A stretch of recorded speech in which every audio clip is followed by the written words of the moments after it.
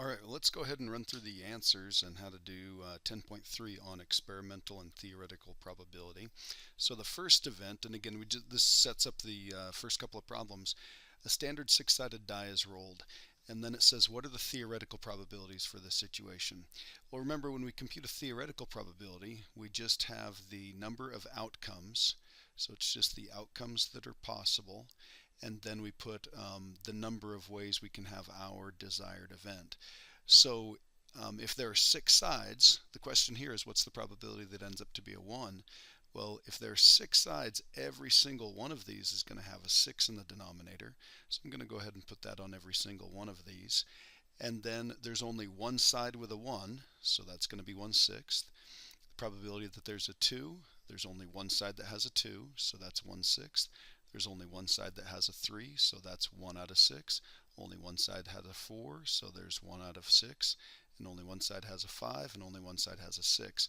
So notice we've covered all 6 of the possibilities. They're all have a probability of 1/6. And if we added all of these up, we'd get 6/6, so we'd get 1. So we've got our bases covered there. Experimental probabilities, remember, we're going to have the tally or the frequency over the number of trials. So we've done this 50 times here, and then we've got these for the frequencies of each one of these. So every one of these denominators is going to be 50, so I'm going to go ahead and put a 50 on each one of these. And then you might want to think about what we're going to put in the numerator on each one, and then what we're going to do after we get that 50.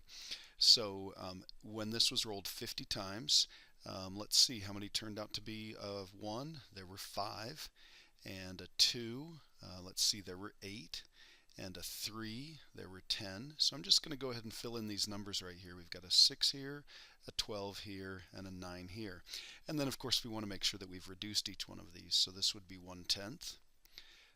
This one's going to be, 2 goes in here, so this would be 4/25. So we'll circle that. This is going to be 1/5. Circle that. That's going to be 3/25. Circle that. Let's see. I guess 2 is the biggest thing that goes in there, so this would be 6/25. A lot of these are turning out to be 25ths. And let's see, 9/50. Well, hey, there's nothing we can do with that one. Can't reduce that one at all. So that's what we end up with for the probability of getting a 6, 9/50ths. Now, this next one, I've already got the answer written down, so you might want to write some form of this. It says, if you had to predict the long-term results based on the information above, which probabilities would you rely on? Would you rely on the theoretical probabilities or the experimental probabilities? And then explain your answer. Well, for a couple of reasons. We only did this 50 times, and a lot of different things can happen if you only roll a die 50 times. There are 6 different possibilities. So we can kind of spread these around just a little bit, and these are all kind of similar. We've got a high one here of 12, a low one here of 5. Well, there were only 50 trials, so the experimental probabilities are not very reliable. Remember, with probability, we want a very long-term average or a long-term trend. So because we don't have any reason or good reason to go with experimental, we're going to go with theoretical on this one. And besides that, it didn't say there was anything wrong with the die. It's a fair die, so all the outcomes should be equally likely. So we're going to go with these probabilities right here. So for number 4, it says if a student were to roll a die 200 times, how many times would you predict he or she would roll a 4, not a 4, a 1, or a 6?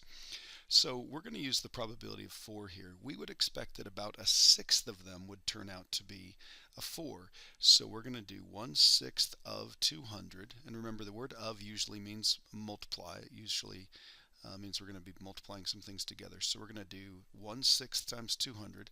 I'm going to grab the calculator on this. Now you can do 1/6 times 200, or you could do 200 divided by 6. So I'm going to do 1/6, and then I'm going to times that by 200. So we get 33.3. Well, we wouldn't be able to come up with exactly 33.3, so we're going to round that down. We're going to call that 33. So we'll go ahead and circle the answer there. So not a 4, or you might have a 5 or anything. So as long as it's not one of these, so if you've got a 5 here or a 4, that would mean it's the other 5 possibilities here. So we're going to add up 5 of these other ones. or these other 5 right here. So that's going to be 5/6 of 200. So that's going to be 5/6 times 200. So again, I'm going to grab the calculator and I'm just going to hit second enter and recall this. And I'm just going to go over here and I'm going to change that to, whoops, let's see, I'm going to change that to 5/6 and hit enter. We get 166.6 repeated, so that would be 166.7. So we're going to go ahead and round that up because we want a whole number of times. So this is going to be 167, and we'll circle that. And then a 1 or a 6. So a 1 or a 6. If it's a 1 or a 6, we're going to add those probabilities together. So we're going to get 1/3, 2/6. Okay, so 2/6 translates into 1/3. So 1/3 of the 200. So again, I'm going to throw that in the calculator. And let's see here. I'm going to recall that. And I'm just going to change this to 1/3. So we're going to go 1 and then a 3. And you may know what this is off the top of your head. That would be great. So 1/3 of 200, 66.6. So we're going to call that 67.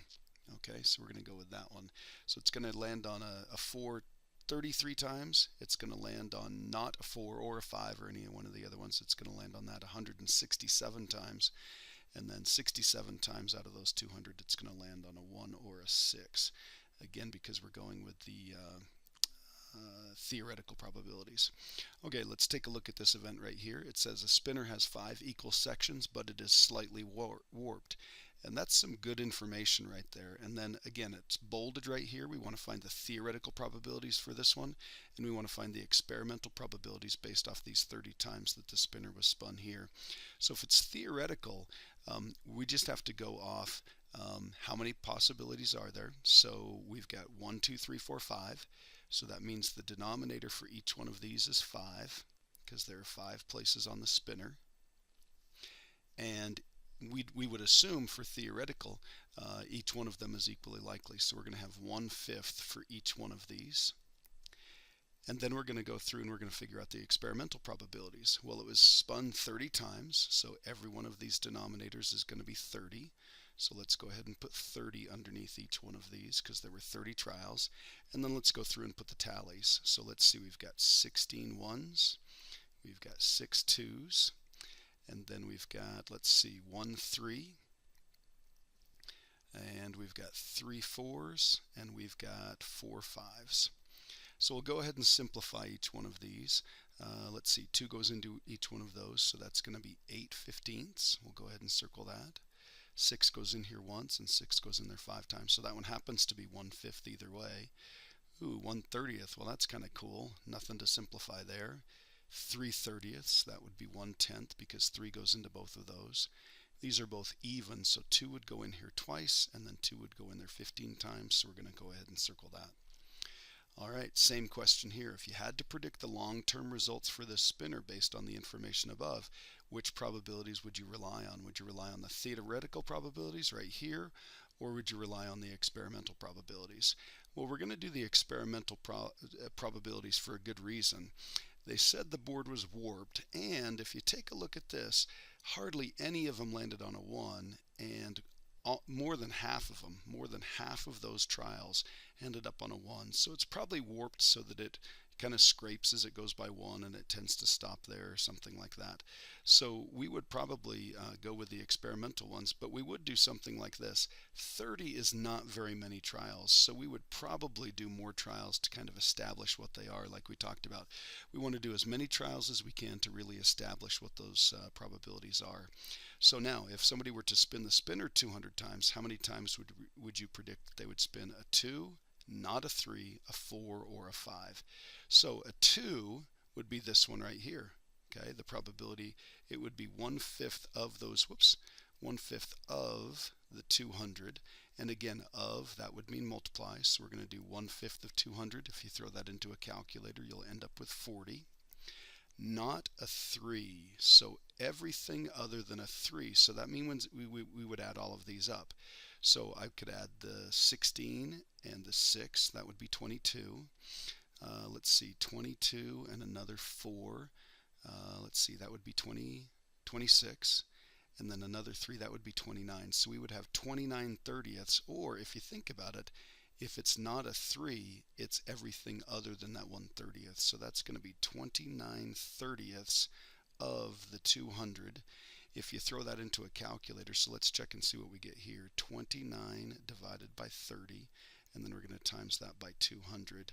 We end up with 193.33, so we would round that one down to the even number, so that's going to be 193. And then a 4 or a 5. So let's add these probabilities together. That's going to be 3/30ths and 4/30ths. So again, the nice thing about having these unreduced or non-reduced fractions is we can just add those together. So that's going to be 7/30ths of the 200. So let me grab a calculator. 7 divided by 30, and then we're going to times that by 200. And we end up with 46.6. So let's bump that up to the nearest whole number. We're going to call that 47 times. So of the 200 times, 47 times it's going to land on a 4 or a 5. 193 times it's going to land on something other than a 3, and about 40 times it will land on a 2. Okay, let's flip the page over and take a look at a few of these on the other side. The event here that we're describing is marbles are drawn one at a time from a bag with an unknown number of marbles and then replaced each time. We're going to talk about this more, but that's called drawing with replacement. So here's what Robert did. Robert picked out a marble of the bag, he put it back in, and he did this 25 times and recorded his results. So he did it 25 times, he got 10 blue, he got 7 green, 3 red, and then 5 white ones. Kylie picked a marble out, so she did the exact same thing, but she did it 2,500 times. And look at her results right here. Look how many of these she had. So 25 times for Robert, 2,500 times for Kylie. So the question here is, whose results would you trust more? Well, let's take a look here. He only did it 25 times, and she did it 2,500 times. So I would trust Kylie's. Okay, I would trust Kylie's results. And the reason is, very simply, she did more trials. If we're going to establish a probability model or establish probabilities, if we don't have any information about what's in the bag, then what we'd want to do is we'd want to do lots and lots of trials in order to figure it out. So she did 2,500. She did 100 times as many as Robert did. So what's the best estimate of the probability of white? Well, the best estimate for the probability of white would be this one right here. So it's going to be the tally, 868 over the trials, 2,500. And again, you can either reduce that by hand or you can throw that in a calculator, do 868 and then fraction input 2,500. So you'll end up with this. This will be 217 over 625.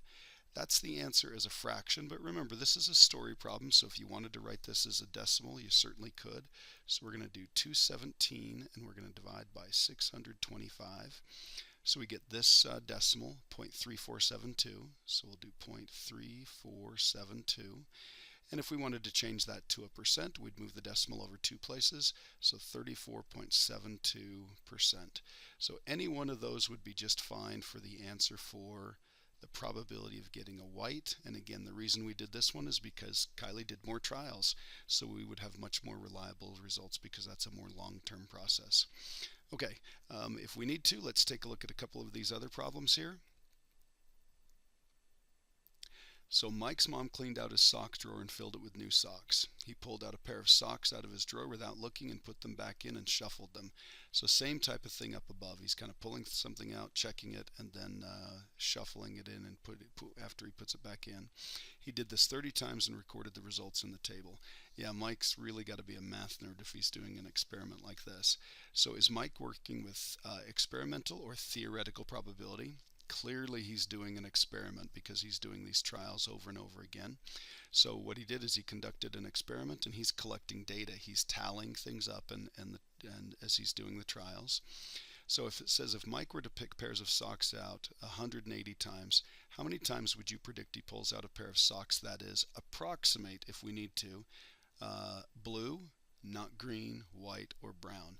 So he already did this with 30 times and came up with his probabilities right here, or excuse me, the tallies right here, the frequencies right here. And what we want to do is we want to make a prediction. If he did this 180 times, how many of them would turn out to be blue? Well, our best estimate of the probability of blue is going to be 5 out of the 30 times. It's going to be that fraction of the 180 times. So we're going to take the probability and we're going to multiply it by the number of times we're going to pull those socks out. So let's grab a calculator. And the cool thing about this is we're just going to go ahead and type this in. If you want to reduce that, you're certainly welcome to. So we're going to do 5 divided by 30. And then we're going to times that by 180. Whoops, make sure that says 180. And we're going to hit enter and we end up with 30. So the answer on this one would be 30. Okay, not green. Okay, green is right here. So that would be add up everything else. Or remember, he did 30 trials and 3 of them are green. So that means if you add those others up, that should be 27 out of 30. And again, we're going to take the probability and multiply it by 180. So we're going to do 27 divided by 30. And then we're going to times that by 180. And we end up with 162.